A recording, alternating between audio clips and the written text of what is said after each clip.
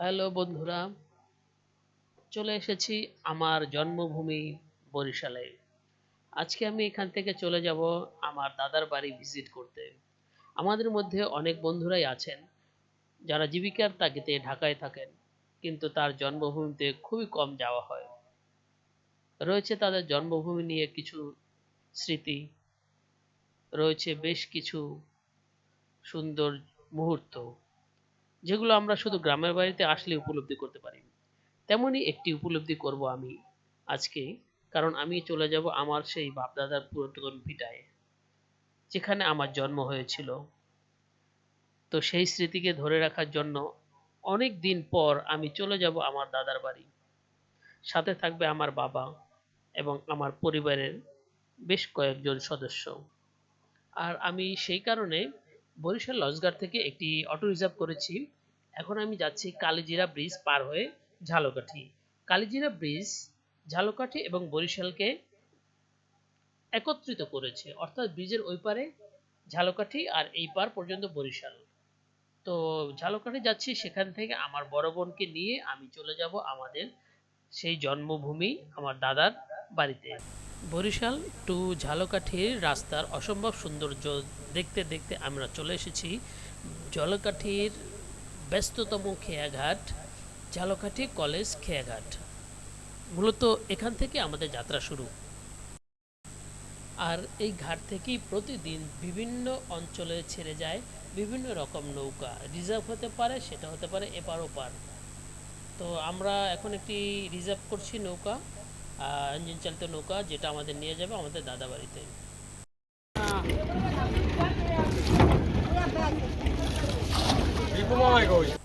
আমাদের অনেকেই নৌকায় উঠে বসেছে। এখন আমার আব্বু আসতেছে, আমি আমার আব্বার জন্য ওয়েট করতেছি। আমার আব্বা উঠলেই আমরা বোট ছেড়ে দেব। অবশেষে আমার আব্বু উঠলো এবং বোটে আমরা যারা যারা ছিলাম সবাই মোটামুটি উঠে গেছি। আমরা চলে যাব আমার বাবার বাবার বাড়ি, অর্থাৎ আমাদের জন্মভূমি, প্রিয় মাতৃভূমি। আমাদের গ্রামটি নদীমাতৃক। যদিও আমরা গাড়িতে যেতে পারতাম, কিন্তু নদীর এই অপরূপ সৌন্দর্য উপভোগ করার জন্য আমরা একটি বোট ট্যুরের আয়োজন করলাম। যেহেতু বাবার ইচ্ছা ছিল সে বোটে চড়ে তার বাবার বাড়ি যাবে, তো দাদার বাড়ি যাওয়া আসার পথে নদীর পাশের এমন সৌন্দর্য বলতে অনেক কষ্ট হলেও বলতে হচ্ছে বন্ধুরা, এটাই ছিল আমার বাবার সাথে আমাদের শেষ যাত্রা। আমরা জানতাম না যে বাবা একদিন আমাদের ছেড়ে চলে যাবে। আল্লাহর কাছে অশেষ অশেষ শুক্রিয়া যে মহান আল্লাহ তাআলা আমার বাবা মৃত্যুর আগেই সে তার বাবার ভিটায় শেষ পদচারণ রেখেছিলেন এবং আমাদের নিয়ে এমন একটি সুন্দর মুহূর্ত উপহার দিয়েছিলেন, যা আজকে শুধুই স্মৃতি। অপরূপ সুন্দর এই সুগন্ধা নদীর বুক চিরে আমাদের ট্রলারটি আমাদের এবং আমাদের বাবাকে নিয়ে ছুটে চলছে আমাদের গন্তব্যের দিকে।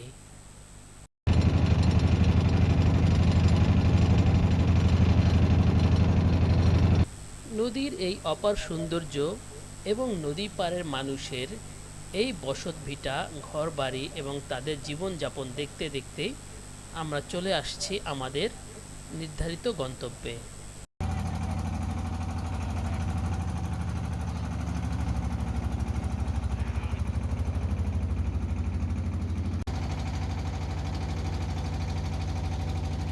দর্শক, যেহেতু বাবার স্মৃতিকে আগলে ধরার জন্য আজকে আমার এই ভিডিও, যতটা দেখছি ততই বাবাকে মিস করছি। আপনারাও কি আপনাদের বাবাদের এমনভাবে মিস করেন কিনা কমেন্টে। আবারও মহান আল্লাহ তাআলার দরবারে লক্ষ কোটি শুকরিয়া জ্ঞাপন করছি। আল্লাহ তাআলা আমাদেরকে এমন একটি সুন্দর মুহূর্ত ক্যামেরাবন্দি করার মতো সুযোগ করে দিয়েছে, যে কারণে আজকে আমরা বাবাকে নিয়ে এত সুন্দর একটা সময় উপভোগ করতে পেরেছি এবং সেটাই আজকে স্মৃতি হিসেবে ধরে রাখতে পেরেছি।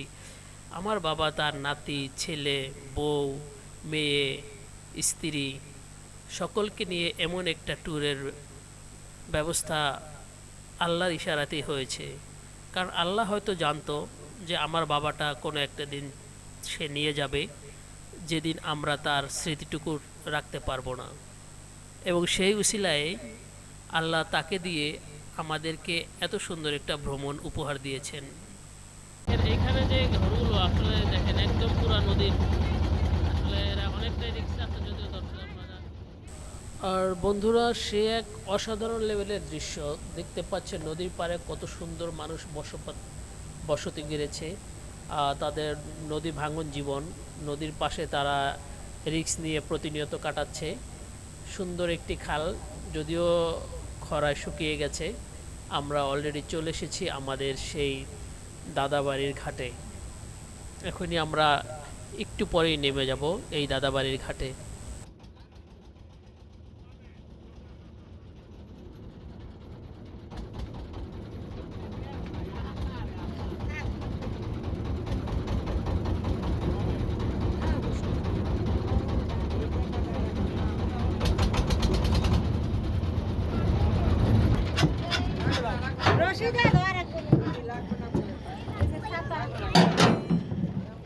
হাই বাপ্পি, হ্যাঁ আমরা এসে পড়েছি। তোমরা এসে আমাদের পড়েছো? গন্তব্যস্থলে। হ্যাঁ, তোমাদের আপনারা দেখতে গন্তব্যস্থলে। পাচ্ছেন কত সুন্দর নদী। আচ্ছা এখানে সবুজ ঘাস পাতা আছে। আচ্ছা আচ্ছা এখানে কৃষকরা কাজও করে। হ্যাঁ আচ্ছা। এগুলো কি ঢেঁড়স গাছ নাকি বাবা? ঢেঁড়স গাছ, ঢেঁড়স ঢেঁড়সও হয়েছে। আচ্ছা, আমি বুঝতে পারছি না ওই পিলারের কাজগুলো কি, এই যে বড় বড় এগুলো যে সিগন্যাল, নাবিকদের সাহায্য করে।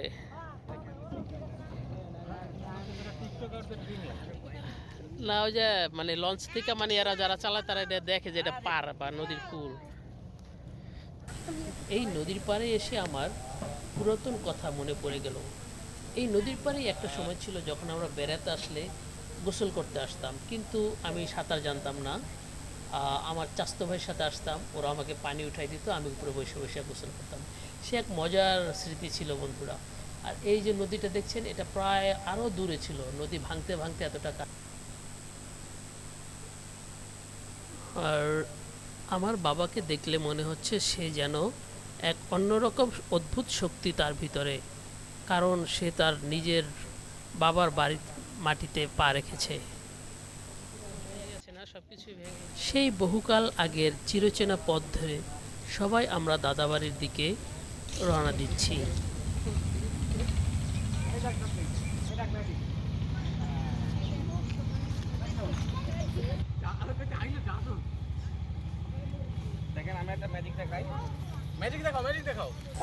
সেই পুরনো বড় পুকুরটি ছোট্ট একটা ডোবায় পরিণত হয়েছে, আর সেখানে দেশি হাঁস খেলা করছে, পানি যতই নোংরা হোক। মাছ ধরে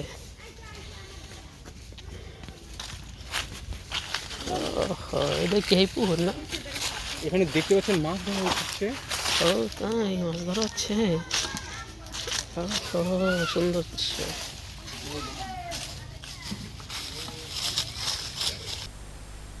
বাড়িতে প্রবেশের এই চিরচেনা পথটি এত বছর যেন আমাদেরই প্রতীক্ষায় ছিল। সে তার আগের সেই রূপ যৌবন একইভাবে ধরে রেখেছে, তার সৌন্দর্য এতটুকু নষ্ট হয়নি।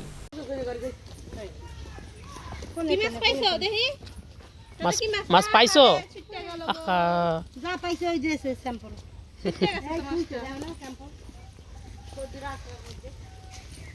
এ তোর আপনার নাম কি? আর কইতে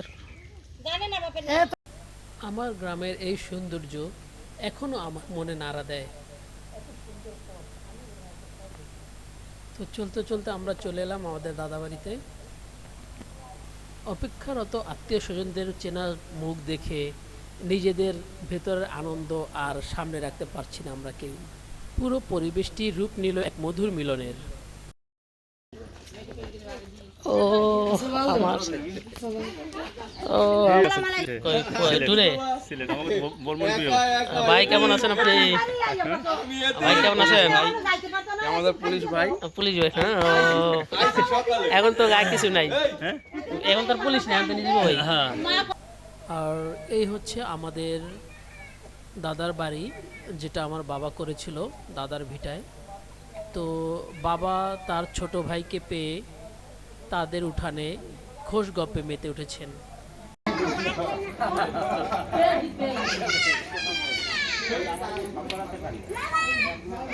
আর ভাগ্যের কি নির্মম পরিহাস, এই দুই ভাই তখনও জানতো না যে তাদের মাঝখান থেকে হারিয়ে যাবে তাদের মেজো ভাই, আমার বাবা। তুমি কোথায় গেছিলা? বাইরে বাইরে? কেমন লাগতেছে তোমার ঘুরে ঘুরে? খুব ভালো লাগতেছে। তুমি কি জানো এটা কোথায় আসছো? তুমি আমি কোথায় আসছো? আমার বড় আব্বুর বাসায়, বড় বড় বাসা মানে তোমার দাদার বাসায়। আমার দাদার বাসা। হ্যাঁ ঠিক আছে, ভেরি গুড। ওকে চলো আমরা একটু বাইরে বাইরে হই। আচ্ছা ঠিক আছে। চলো। ওকে আবার সিঁড়িও আছে। সিঁড়ি আছে একটা না, সুন্দর মাটি দিয়ে সুন্দর সিঁড়ি করে দিছে। ও ফাইন। পাশে আছে একটা। আমাদের এই পুরাতন কাঠের ঘরটি দেখে আমার মেয়ে তো খুশিতে আত্মহারা। আর আমাদের এই ঘর থেকে বের হলেই রয়েছে আমাদের চাচাদের ঘর। এখন আমাদের চাচাতো ভাইরা থাকে, চাচাও ইন্তেকাল করেছেন আরও আগে। তো ভিতরে সব আত্মীয় স্বজন বসে সবাই সবার কুশলাদি বিনিময় করছে। আসলে এই মুহূর্তটা আমার কাছে অনেক অনেক ভালো লাগার। বন্ধুরা সবাই আপনারা গ্রামে গেলে আত্মীয় স্বজনের সাথে এমনই মোলাকাত হতেই পারে, হয়েই থাকে। সে অনেক খুব আনন্দিত, খুব খুশি। আমি দেখতে পাচ্ছি, আপনারা দেখতে পাচ্ছেন দেন কি দুষ্টমি করতেছে। Hello baby. Hello baby. Hello baby. Hello baby. হ্যাঁ